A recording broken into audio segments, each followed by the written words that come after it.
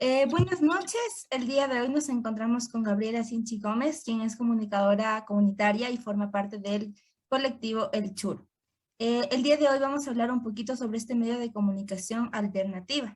Antes que nada, es un gusto para mí poder presentarle a mis compañeros Erika Arias, Sol Garrido, Liz Gancino y David Rodríguez.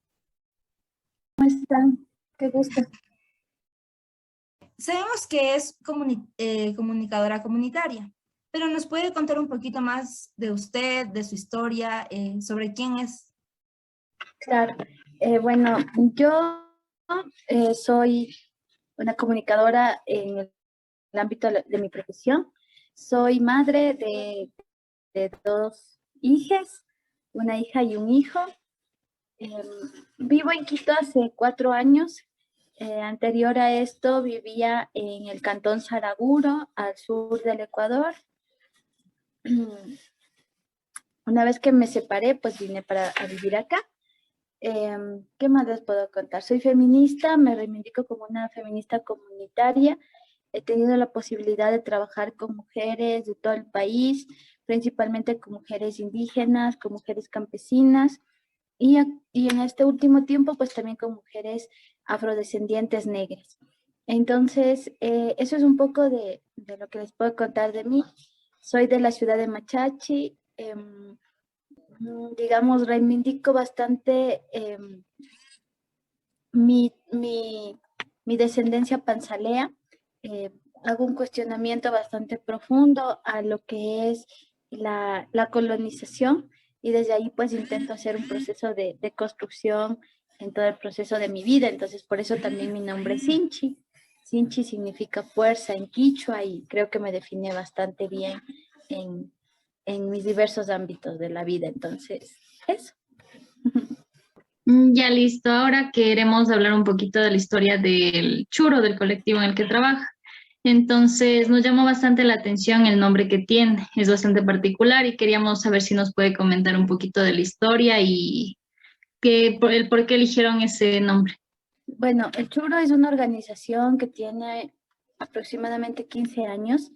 Es una organización que nace de la necesidad de trabajar por el derecho a la comunicación.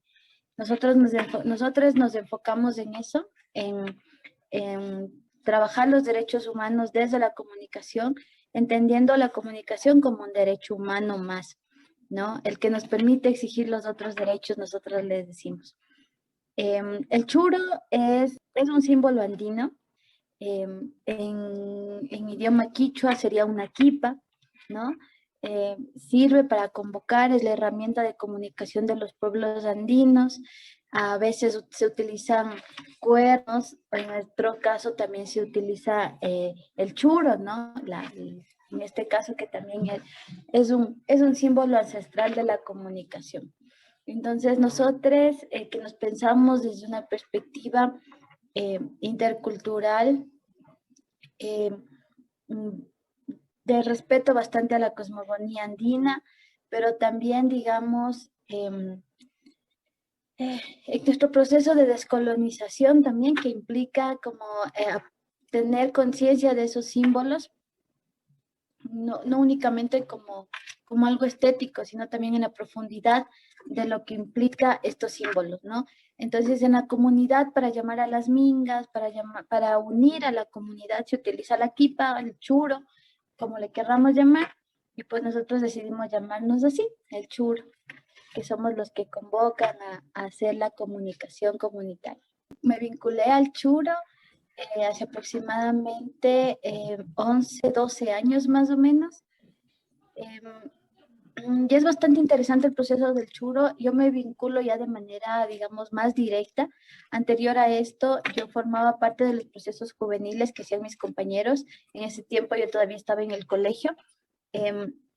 Y pues inicia con un programa de radio que se llama El No Lapsus, un programa que se transmitía en la radio La Luna, una radio que no sé si ustedes le llegaron a conocer, pero era una radio que tenía como contenidos y una programación bastante apegada a los sectores sociales.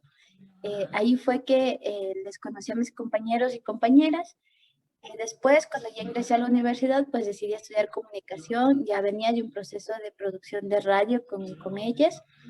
Y pues luego construimos lo que es nuestro medio digital, que es la Wambra, ¿no? Una vez que se cierran varios espacios de comunicación, como Radio La Luna, pasamos a la radio pública de Quito y también se cierra ese espacio porque se enfocan, digamos, más a una línea editorial más de lo comercial. Pues en esa necesidad creamos Wambra como esa apuesta por hacer comunicación, radio primeramente, radio comunitaria, radio popular, y después pues ya fuimos construyendo, complejizando más el proceso, y ahora somos un medio digital comunitario, un multimedia, que nosotros pues le trabajamos ya a distintos formatos y que nos hemos sostenido, pero siempre con la perspectiva de lo comunitario. ¿Cuáles son los temas sociales que más se tratan en el churo? Bueno, principalmente es el tema de la comunicación, ¿no? Como les decía, la comunicación es un derecho y eso probablemente no se ha entendido en nuestro país, ¿no? Se habla mucho de libertad de expresión, pero no del derecho a la comunicación.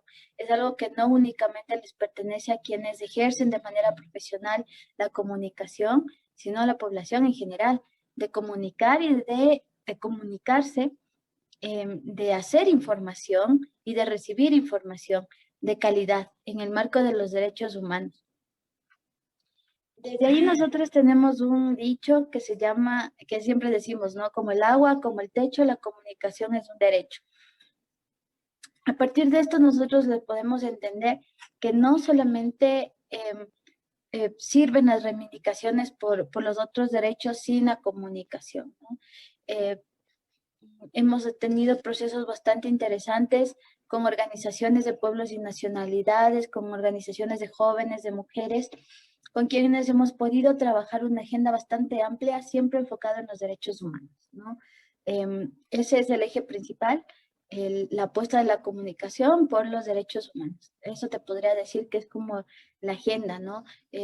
Con una perspectiva, digamos, con un enfoque de género bastante profundo. Nosotros como medio digital nos nombramos como periodistas feministas, pero siempre nuestra agenda va a ser bastante amplia, ¿no?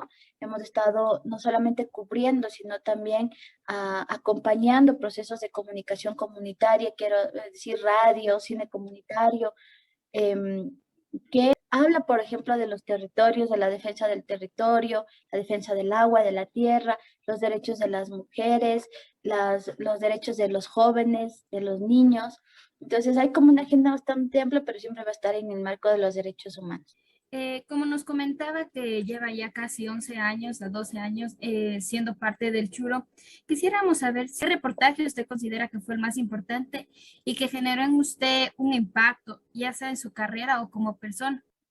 Cuando yo hablo de comunicación comunitaria, no me refiero únicamente a los temas que trabajamos, sino también a la forma y a la metodología que utilizamos para trabajar. Entonces, nuestros trabajos siempre van a ser colectivos, ¿ya? No tengo un trabajo que sea específicamente mío. El trabajo de investigación, el trabajo de reportería, el de edición, siempre lo intentamos hacer de manera comunitaria, ¿no? De manera colectiva. Uno de los trabajos más importantes y que mereció hace 3 años el Premio Nacional de Periodismo Eugenio Espejo fue el reportaje que se llama Niñas Invisibles, que lo pueden revisar en www.wambra.es. Luego también ganamos otra vez el premio por otro reportaje, pero este en específico tiene un impacto bastante importante. ¿Ya? Este reportaje desde un principio se tenía como uno de los objetivos impactar, incidir, crear un efecto, en tanto estábamos en la discusión de las reformas del Código Orgánico Integral Penal. Era un contexto social y político que merecía regresar la mirada a la problemática de la maternidad forzada en las niñas, y que bueno, para nosotras fue un trabajo que nos dejó bastantes lecciones, pero también bastantes indicadores de que fue relevante no solamente para nosotros, sino para la sociedad. Primero, este reportaje anterior a esto, quiero decirles que no se estaba hablando tanto de la maternidad en las niñas, ¿no? Ustedes se habrán dado cuenta, se hablaba mucho del embarazo adolescente, bastante desde un enfoque de que no hay educación sexual, de que como una responsabilidad propia de los jóvenes, se hablaba de eso, ¿no? Una responsabilidad del Estado, de las familias y tal, pero había algo que no se estaba, o que más bien las organizaciones, algunas organizaciones, estaban teniendo pistas de que hay una problemática bastante fuerte respecto a lo que es la violencia sexual en las niñas. Y cuando hablo de niñas, me refiero a niñas menores de 14 años, niñas de 10, 11 años, que se estaban convirtiendo en madres de nuestro país. Entonces, nosotros hicimos esta investigación, recogimos datos del Ministerio de Salud Pública, datos de la Fiscalía, y lo que hicimos fue emparejar estas cifras, ¿no?, que teníamos, y como resultado de esto nos dimos cuenta de que teníamos una cifra de alrededor de 3,000 niñas al año que estaban pariendo producto de violación y que eran menores de 14 años, ¿no? Cuando ingresaban a los centros de salud, inmediatamente eran tratadas como madres, eran registradas como madres, eran tratadas como madres. Por lo tanto, un poco se estaba invisibilizando el hecho de que eran niñas y de que eran niñas que estaban pariendo y en qué condiciones lo estaban haciendo, ¿no? Entonces, eso fue trascendental. Fue justamente en el momento en el que se estaban haciendo comparecencias en la Asamblea Nacional, y en una de las comparecencias, el defensor público de ese entonces, ¿cómo se llama? Ernesto Pazmiño, tomó nuestro reportaje y lo llevó a la Asamblea Nacional y lo mostró a los asambleístas de la Comisión de Justicia que estaba llevando en ese momento el informe, ¿no? En esas dimensiones, el Estado tiene las cifras, tiene los datos, pero simplemente no los sistematizan y no los trabajan y no los aterrizan adecuadamente. Ese fue el trabajo que nosotras hicimos, visibilizar eso. Fuimos a las casas de acogida, en este caso fuimos a la casa de acogida del Lago Agrio, donde pudimos recoger las historias de las niñas que son parte de este reportaje. Y pues ahí tuvimos un aprendizaje también, ¿no? Cómo hacer un trabajo periodístico riguroso sin revictimizar a las víctimas, a las sobrevivientes de violencia. Aplicamos una metodología que por primera vez nosotras la habíamos utilizado para investigar. Las historias de vida lo tomamos de las fichas que tenían las trabajadoras sociales. Quienes fueron entrevistadas fueron las trabajadoras sociales y las psicólogas, quienes nos contaron justamente cómo encontraron esas niñas, cómo fue el proceso, para precisamente no revictimizarles a ellas. Pero en cambio, con las niñas que estaban con sus hijas, que estaban en la casa de acogida, lo que hicimos fue trabajar una metodología en la de consultarles a ellas por su vida en positivo. Cuáles eran sus sueños, qué era lo que ellas deseaban hacer, procurando ser bastante cuidadosas con sus historias de vida, porque entendíamos lo que es ser una sobreviviente de violencia. Entonces tenemos historias bastante fuertes, bastante duras en el reportaje, datos también que, digamos, se visibilizaron y tuvieron un impacto bastante grande a nivel social, incluso ha servido como un argumentario, no sé si decirlo así de esa manera, creo que eso es muy ostentoso, pero que ha servido como para que quienes se interesan por este tema puedan ir y encontrar cifras bastante completas respecto al tema, ¿no?